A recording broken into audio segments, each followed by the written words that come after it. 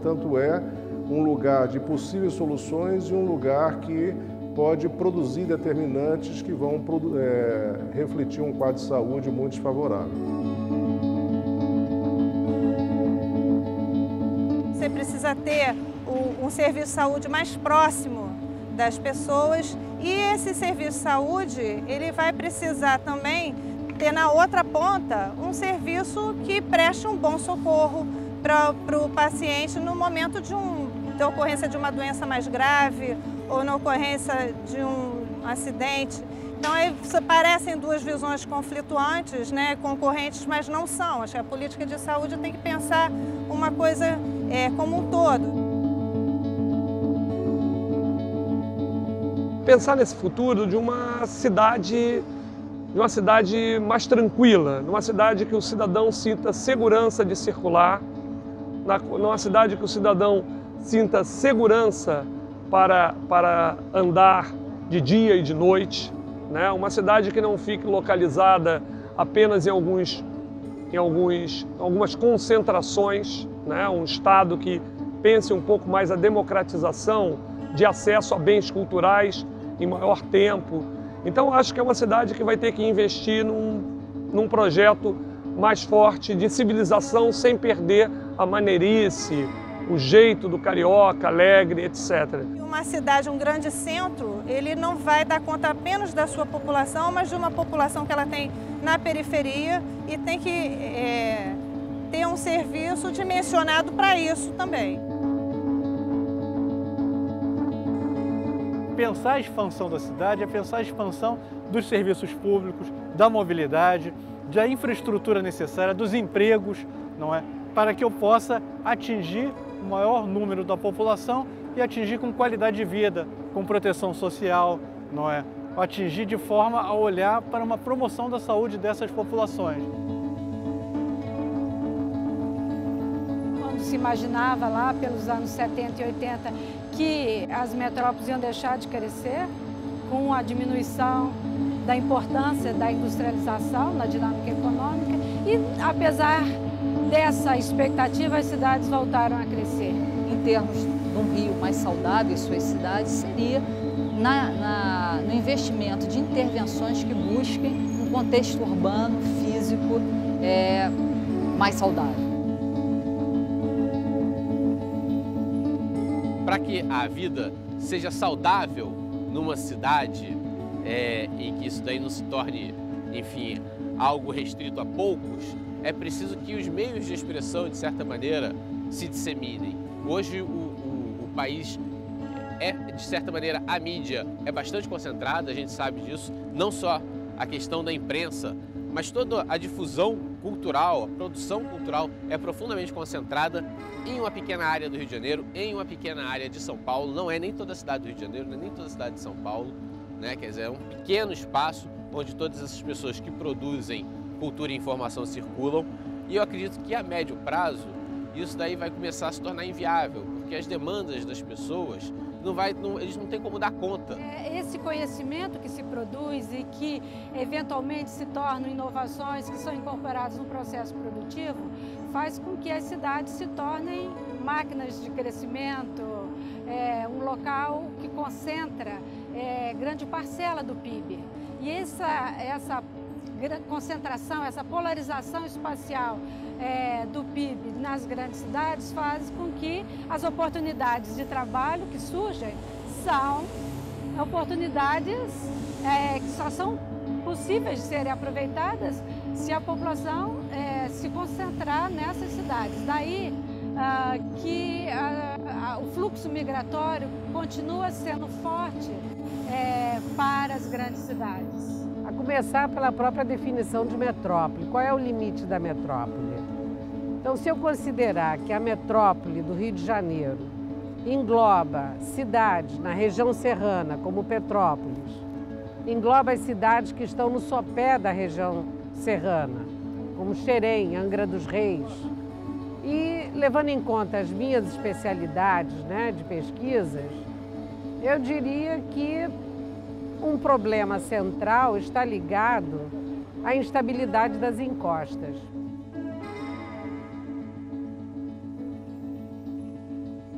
desafios do futuro, eles vão se apresentando. Tem algumas coisas que a gente pode prever, como, por exemplo, essa questão básica das infraestruturas, são os temas atuais, vamos dizer, da metrópole do século XXI.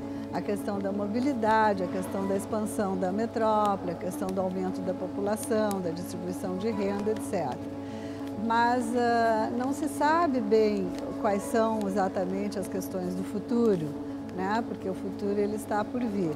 O que é importante a gente sempre ter em mente é que a cidade, a metrópole é para as pessoas, para os cidadãos. Então eu acho que um ponto que seria um ponto transversal condutor poderia ser o da cidadania. Quer dizer, se todas as pessoas tiverem acesso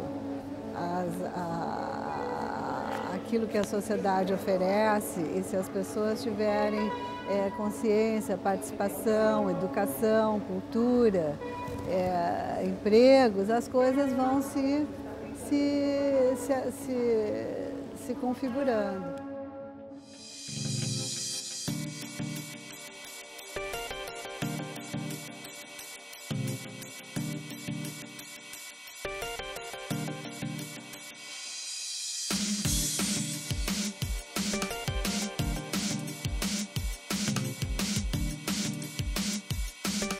O senso comum quase sempre parte do pressuposto que as praças e os prédios públicos pertencem ao governante, quando, na verdade, a raiz dessa discussão remonta a muitos séculos e significa, na verdade, a preservação de espaços e de interesses coletivos. Então, qualquer discussão sobre a vulnerabilidade da metrópole vai ter que desembocar numa discussão do que é a propriedade, que tipo de propriedade nós queremos. O Rio está diminuindo as taxas de homicídio e tal, que ocorrem, vejam bem, elas ocorrem exatamente nessas áreas mais degradadas das periferias. Elas ocorrem entre os homens pobres e, sobretudo, negros. Então, aí está o foco da desigualdade. Aí está o foco da dificuldade para o Rio se transformar numa cidade saudável. Então, por exemplo, o caso das UPPs, elas não podem, elas são, como diz o nosso secretário, elas são uma entrada de alguma coisa para a mudança, porque elas retornam o território para o poder público, para as pessoas, para a sociedade. Mas, na verdade, as UPPs por si não farão nada pela sociedade se nesses locais de maior vulnerabilidade nós não tivermos a presença de programas sociais, sobretudo de programas educativos. A vida nas grandes metrópoles, nas cidades, ela gera pressão sobre a população, gera estresse, né? E é importante, quando você implementa determinadas intervenções, um tipo de ação ou de efeito indesejado que você pode buscar prevenir intervenções nesse domínio, é buscar diminuir a segregação dentro das cidades, por exemplo, devido à posição socioeconômica. Então, a diminuição da desigualdade é algo que é importante você ter em mente. Então, quando eu estou propondo uma intervenção global, em algumas vezes eu preciso pensar que eu devo focar para alguns segmentos populacionais intervenções específicas para evitar que eu aumente a desigualdade em termos de benefícios, de resultados em saúde.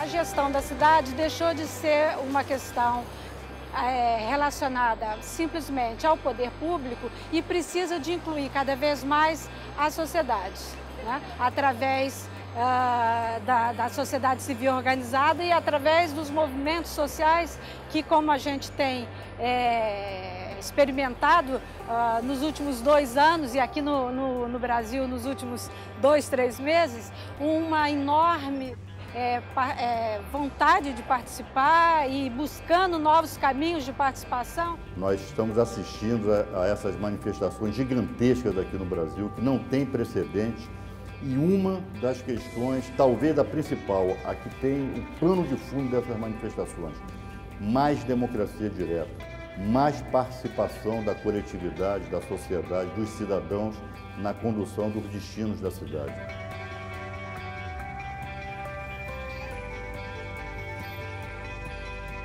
O Rio é uma cidade maravilhosa, todo mundo sabe, mas eu acho que a vulnerabilidade do Rio, ela é muito evidente também, sobretudo no plano social. E aí, pensando um pouco em termos do que eu venho fazendo profissionalmente, com a FAPERJ, inclusive, a minha questão com a vulnerabilidade do Rio é muito em torno dos problemas sociais que a gente enfrenta, das desigualdades sociais que existem, mas, sobretudo, no modo como a gente costuma lidar com essas desigualdades. O Rio de Janeiro é um lugar que tem um grande potencial para existir dentro dele uma cooperação entre as diferentes camadas e grupos sociais, porque a gente coabita, a gente está nos mesmos espaços e, no entanto, a gente ainda vive com muita intolerância, com muita desconsideração da necessidade do respeito às diferenças, e isso faz com que a gente se crie problemas sociais além daqueles que a gente não pode evitar. Então, por uma cidade, ou por uma metrópole, ou por um país mais seguro, eu diria que nós precisamos investir muito ainda em conhecimento básico dessas áreas. Nós desenvolvemos pesquisas para entender os mecanismos, a iniciação dos deslizamentos e a propagação. Mas também nós pegamos esse conhecimento e aplicamos para a construção de uma análise espacial e produzindo, então, uma integração desse conhecimento. A FAPERJ, os cientistas do Rio de Janeiro, estão, de uma maneira geral, na COP e em outras instituições, estão pensando nessas coisas, particularmente os projetos que a FAPERJ tem apoiado no meu grupo e outros grupos na COP e outros no Rio, estão indo nessa direção, mas eu acho que essa oportunidade que a gente está tendo de falar e pensar essas coisas de forma integrada com outras disciplinas e como levar isso ao cidadão comum é uma oportunidade inestimável. Essa discussão tem que estar na mesa. Por quê? Porque a demanda de energia, a demanda de infraestrutura só tende a aumentar por causa disso, por causa dessas questões. Falta muita educação na população, né? Para ver essa mudança radical. Eu procuro fazer a minha parte aqui, mais divulgando para as pessoas como é simples você pegar um lixo e jogar na lixeira, né? Como é simples você cumprimentar as pessoas, dar um sorriso, como é simples você viver.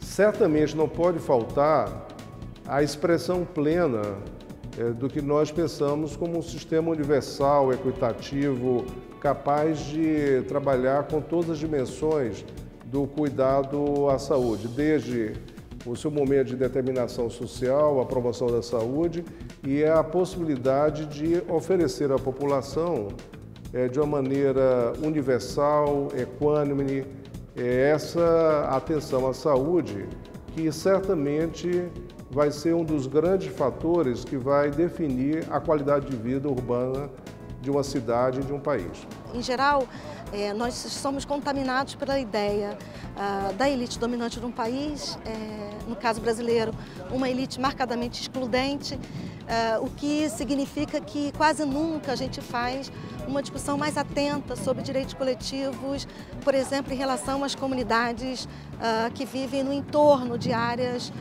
valorizadas, né? Ou em comunidades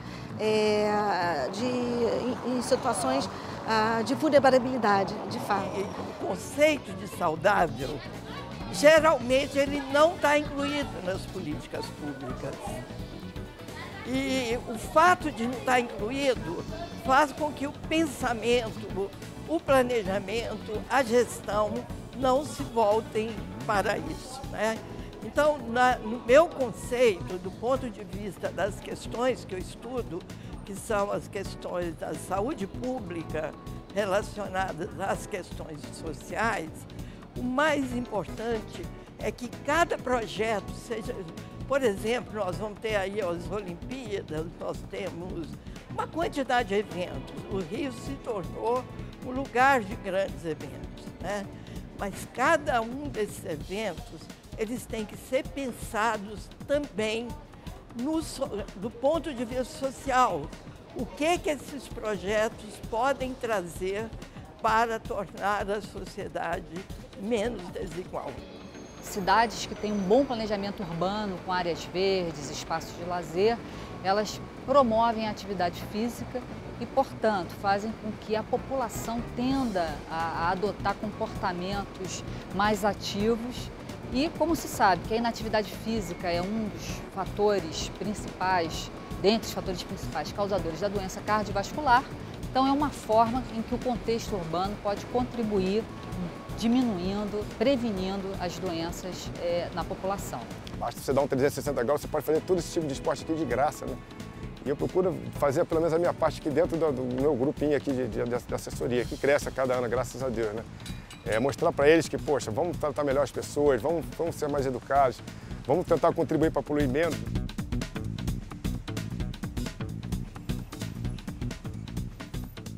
Fala-se muito hoje em dia de mobilidade urbana.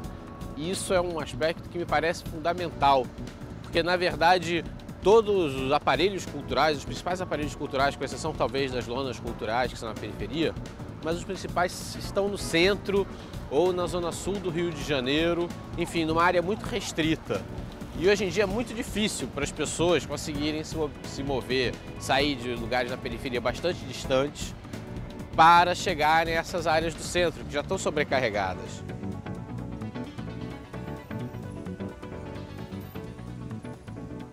Se por um lado significa admitir que a cidade é o lugar onde o capital se reproduz e se acumula, a gente precisa admitir que a cidade segue sendo um lugar onde as pessoas precisam de viver. Elas precisam de um lugar na cidade, não apenas para trabalhar, mas para viver. O desafio aí é a gente aprender a transformar em ação algumas ideias que já são mais ou menos consagradas a respeito da tolerância, do respeito à diversidade, do reconhecimento da pluralidade de locais de interesse, de culturas. O que ocorreu em 2011 mostrou que também não é um problema simples. Então nós também estamos trabalhando nessa direção, no sentido de compreender as limitações dos sistemas de alerta e poder sugerir, novas formas de intervenção, de modo que a população perceba e se ajude. Pelo menos vamos salvar vidas durante as chuvas fortes. Elas virão. A cidade não está preparada, nem o Estado, nem o país. Mas é possível preparar e, no mínimo, evitar mais um janeiro de 2011, como nós vivenciamos, como o maior desastre do nosso Estado, do nosso país. Todas essas coisas que a gente diz assim que seriam boas para o cidadão, o que está por trás disso tudo é um esforço enorme de integração de sistemas computacionais cada vez mais complexos, cada vez mais poderosos, e o Estado tem que estar presente e tem que estar, vamos dizer assim, alerta para essas coisas, e os investimentos vão ser cada vez maiores. O que não pode faltar na metrópole do futuro é um bom presente.